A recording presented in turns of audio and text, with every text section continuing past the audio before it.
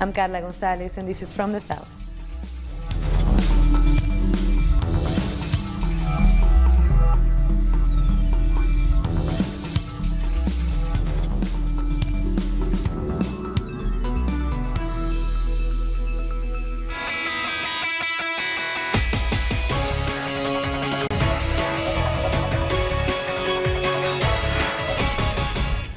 Colombian presidential hopeful Ivan Duque has warned he would consider ending the peace talks with the National Liberation Army, or ELN, if elected in the Sunday's runoff. Talking to local media, Duque said the dialogues currently underway in Cuba will continue only if the ELN agrees to end extortion and drug trafficking activities. He also said the armed group must withdraw to one of the reintegration camps set up for the FARC after they reached a peace agreement with the government in 2016.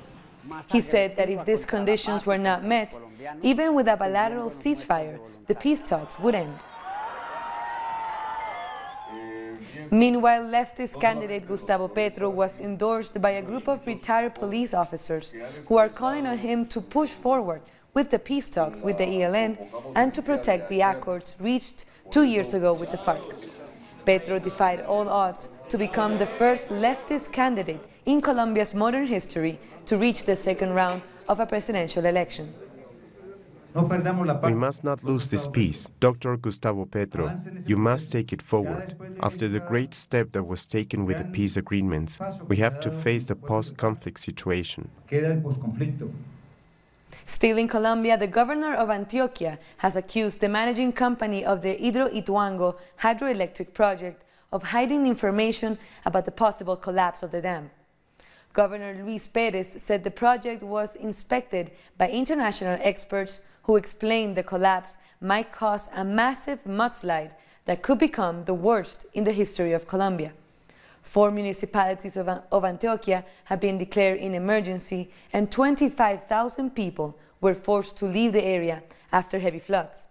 130,000 residents are still at risk. The Hidroituango Dam is the largest hydroelectric project in the country. Presidential campaigns in Mexico have entered their final stage. The leader in polls, Andrés Manuel López Obrador, has received many attacks from other candidates who seem to be stuck in second and third place. The main goal of Andrés Manuel López Obrador is to rescue the energy industry. The leftist candidate is still ahead in the polls and the favorite among voters. His 20 to 30 points advantage has turned him into the main target for attacks. Conservative candidate Ricardo Anaya accuses him of granting millionaire contracts to a construction company when he was the head of Mexico City's government. That was legally done. We deeply analyzed the situation to decide if the company was the best option to take charge of the task. However, Anaya didn't look very good after reports link him to money laundering. These reports have haunted him since the start of his campaign. We must end the great corruption in our country. José Antonio Meade, running in last place in the polls, has also attacked the leading candidate who might become Mexico's new president on July 1st. Without any proof, Meade has said that López Obrador misused earthquake victims' money in 2017. For now, we think that at least half of the resources were funneled to benefit Morena party members. Meanwhile, the Workers' Party warned about possible electoral fraud. They will commit state fraud by seizing public funds. Funds from every public program will go towards vote buying. There is great concern among those who support the continuity of neoliberal ways.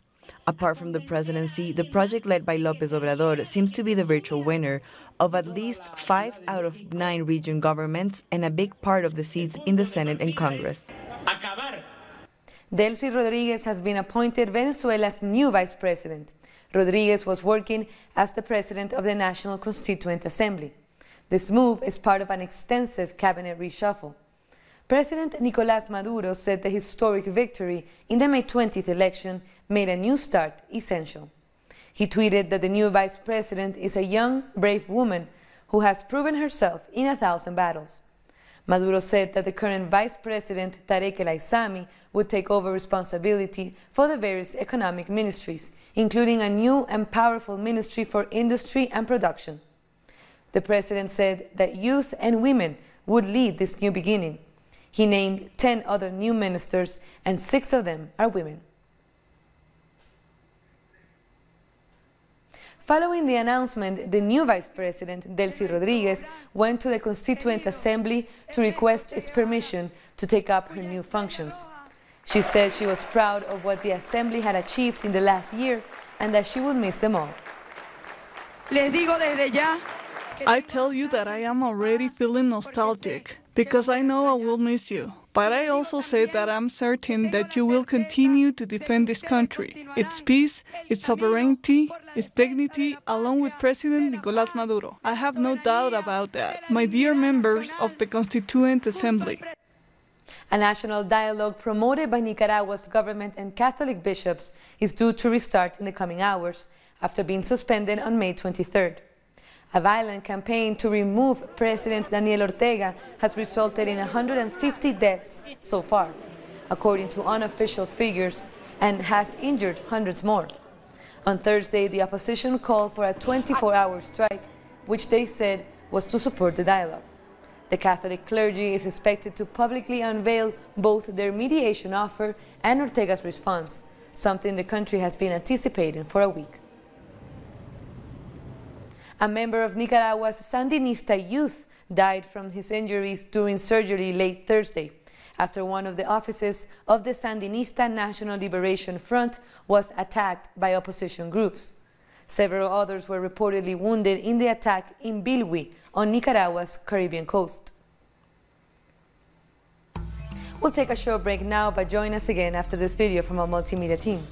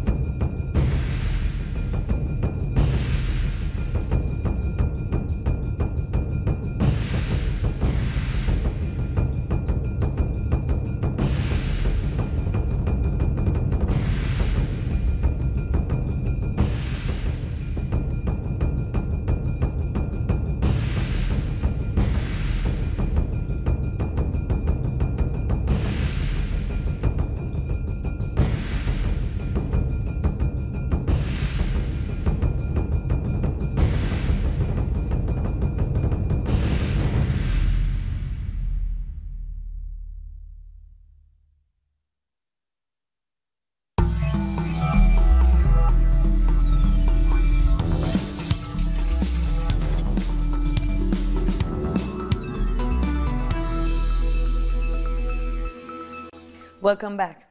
In a historic day, Argentina's lower house passed a bill to legalize abortion. Crowds mobilized on Thursday in the capital city, Buenos Aires, and across the country to celebrate this decision. We spoke with Aldana Valles, a member of Economía Feminista, an organization that promotes women's rights in Argentina. We asked her what will happen when the bill goes to the Senate. It can take months for the bill to reach the Senate. First, it has to be debated in commissions, the same way it was debated inside the lower house. From Economía Feminista, what we launched in February was a tracker that, well, it helped us mapping the vote before today's vote. And that way we were able to map it and to know every deputy's position about this bill. So we are now working towards doing the same work with our senators' positions. So that's the thing we are now going to work. And Latin America is one of the most restrictive regions in the world when it comes to abortion rights. It has the highest proportion of Catholics in the world, as well as the highest rates of maternal mortality. 3 countries in Central America have a complete ban on abortion: Honduras, El Salvador, and Nicaragua, along with Haiti and Dominican Republic in the Caribbean. Mexico, Panama, Ecuador, Chile, and Brazil allow abortion in case of rape. So do Colombia and Bolivia, which also permit it in case of incest. Abortion is banned except when the life of the mother is at risk in Mexico, Guatemala, Panama, Chile, Paraguay, Brazil, and Venezuela. Some other countries make a broader exception when there is a risk to the woman's health: Costa Rica, Colombia, Ecuador, Peru, and Bolivia. Also Jamaica in the Caribbean. Cuba and Uruguay have the most progressive laws in the area, with abortion being legal within certain time limits. And even after this period, abortion is still allowed under certain circumstances. Until now in Argentina, abortion has only been allowed in cases of rape or when a woman's life or health is at risk. We continue in Argentina, where workers' unions are planning a 24-hour national strike to stand against President Mauricio Macri's economic policies. They demand a salary increase and union rights. Number than ever, citizens are trying to have faith in the outcome of their struggles. People are feeling empowered after the approval of the abortion law in the lower house of Congress. Union representatives have said that they will take stronger actions if the government of the Cambiemos alliance doesn't listen to their demands. We stand for our rights, for a salary increase of 27%. Today, the government published the details of the brutal adjustments that will take hold of our country after the deal with the IMF. Inflation will reach 27%, but the government wants to increase salaries by only 15%. That means they want to take away 12% of our salaries. They also announced they will add new tariffs due to our currency's devaluation. The national strike will affect cargo transport and garbage collecting, as well as activities in school, healthcare centers, and public companies. We're tired but excited about our fight. More women are supporting this every day, and that's important because when the IMF interferes in countries, they take away a lot of people's rights. It is important to take to the streets because this is a time of resistance. Also, we are celebrating the 100th anniversary of the university reform. June will be full of protests against Macri's measures and in favor of Argentines' rights. The 24-hour general strike on June 25th will be supported by workers' unions and precedes the truckers' union strike set for the 26th and 27th of this month. We are here today at Plaza de Mayo because it's our duty to tell the rest of our people that adjustments are taking place in Chubut and will spread along the whole country. But we also want to tell them that the workers will strike against it. Organizers have announced that they have planned another day of action on July 9th to defend Argentina's economic independence. Protests will be supported by unions who hope their complaints will be listened to and spread around the whole country. Panama's former president Ricardo Martinelli has given his first impromptu interview from prison, yelling to reporters, "They want to kill me." During the interview on Wednesday, Martinelli went on to accuse the Panamanian government of not following the legal procedure for his case. He claimed his legal rights were violated during the extradition process and said authorities took him like a dog from Florida. Martinelli was extradited from the United States earlier this week, accused of embezzling and espionage on over 150 political opponents and journalists. Ecuador's National Assembly has rejected the request by a judge to link the former president Rafael Correa to an alleged kidnapping in Colombia in 2012. Supporters of the former president were blocked by police as they gathered outside the parliament to protest against what Correa has called lawfare against him. The members of the assembly decided that they had no authority to put a former president on trial. That means the case returns to the judge, who will decide on the next steps. In Brazil, thousands of members of the homeless workers movement have demonstrated outside Sao Paulo City Hall to demand housing.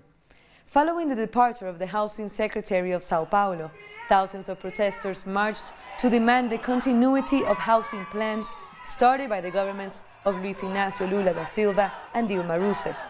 Their pressure forced authorities to restart negotiations. A workers' commission met with government officials to guarantee a fair budget for the housing sector.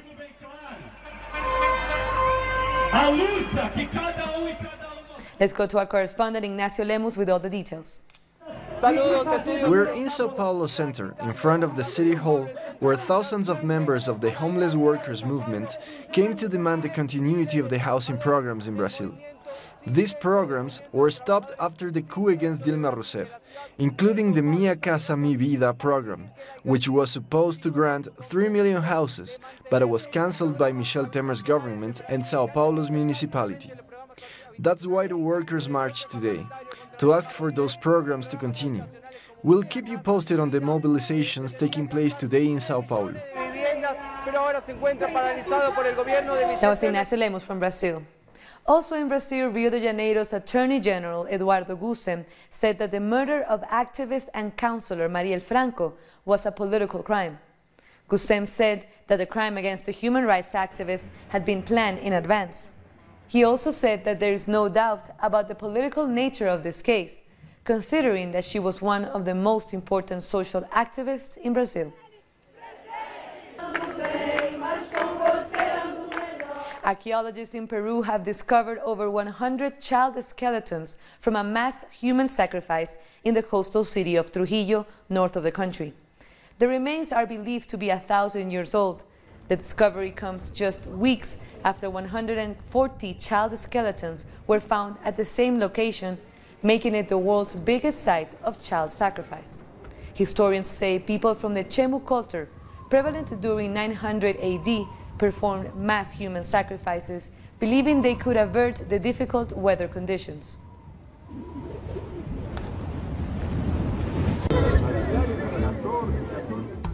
We'll take one last short break, but join us again after another video from our multimedia team.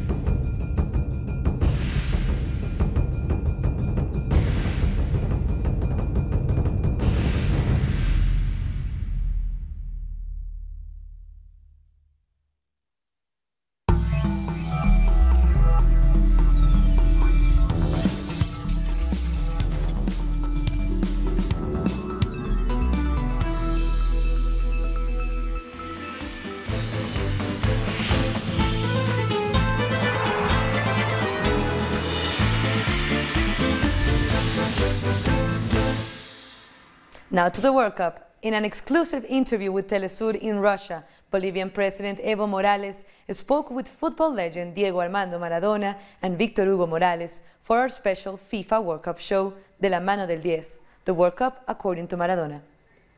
First of all, I am extremely surprised by the great organization. It has been impeccable. I want to greet President Putin for his fantastic work, for everybody's work. That's true. For them being so hospitable, for being so generous. I was walking down the street and they used to applaud me, full of Latin Americans, for Ecuadorians, Colombians, Panamanians, Peruvians, Argentinians. It was impressive. Yes. In reality, football is not only passion, but it is also the passion of the people.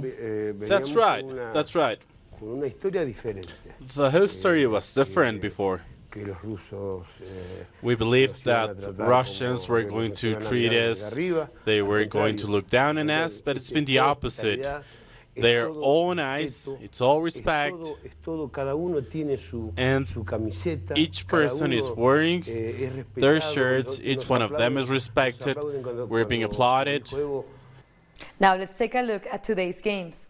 Uruguay is currently playing Egypt, becoming the first Latin American country to play a match in this World Cup. Cristiano Ronaldo and Portugal will have a difficult start facing Spain in the city of Sochi in Group B. And Morocco, returning to the World Cup after 20 years, will play against Iran in St. Petersburg. Moving along. Thursday marked 1 year since the Grenfell Tower fire in London, a disaster which claimed the lives of 72 people. Here's a report by Pablo Navarrete on the tragedy and what followed. Indignation and demands for justice marked the first anniversary of the Grenfell Tower fire, a building that was used for social housing.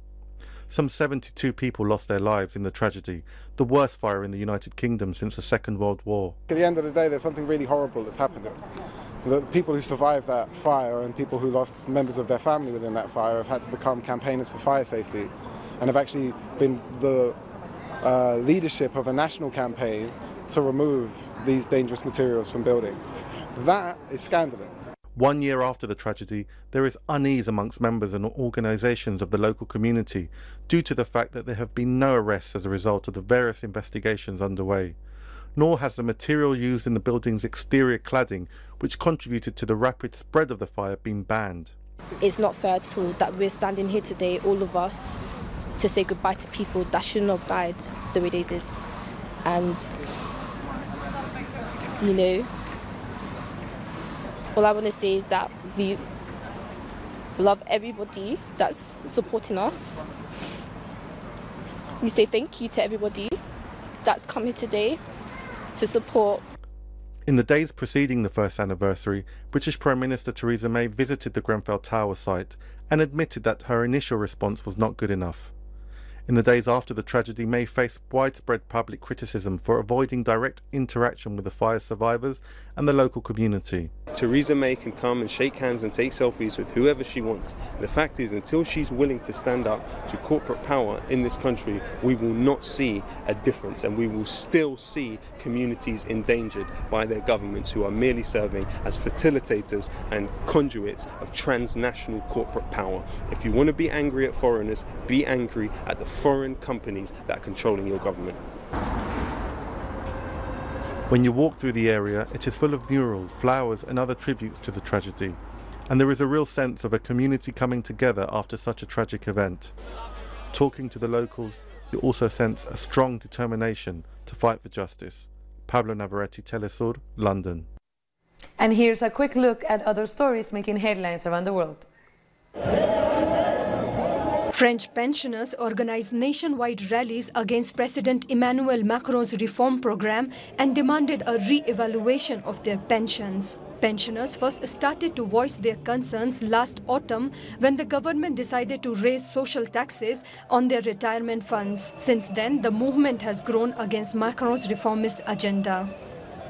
As hundreds of thousands of people gathered at Tehran's Great Musalla Mosque for Eid al-Fitr prayers, the Iranian Supreme Leader Ayatollah Ali Khamenei took the opportunity to say that the nation should unite to sustain independence.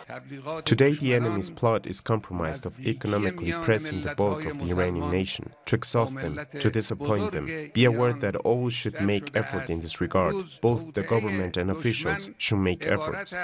They should leave their internal our rivalries for another day. Today, as the enemy has stood up against the country, all should join hands, stand together, and work in one direction toward the country's independence and greatness. Members of Congress in Washington, D.C. joined activists to protest against President Trump's anti-immigration policy, which tears families apart as children are separated from their parents at the southern border. The zero-tolerance policy states that anyone illegally crossing the border has to be referred to federal prosecution. Children are considered as unaccompanied minors and sent to foster care or custody while parents are imprisoned. The migrant convoy of 3 ships with over 600 people on board is heading towards Valencia in Spain. The Spanish government is preparing to receive the migrants who have been at sea for nearly 2 weeks, and many are suffering from seasickness. They are expected to reach Valencia on Saturday evening. The crisis emerged after a ship carrying them was refused to dock by Italy and Malta last week, but later the Spanish government agreed to accept them. And just before we go, we'll remind you when you can see that special World Cup program with Diego Maradona. De la mano del 10, the World Cup, according to Maradona, will air only on Telesur every night at these times throughout the World Cup in Russia. So be sure to tune in. And with that, we come to the end of this news brief. But this and other stories, as you know, you can find on our website, telesurtv.net/English. And be sure to also follow us on social media, Facebook, Twitter, and Instagram. For Telesur English, I'm Carla Gonzalez. Thank you for watching.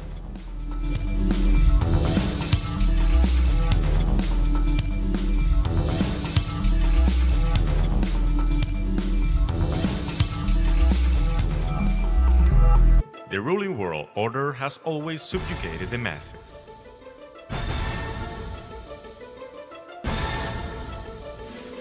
But who are the actors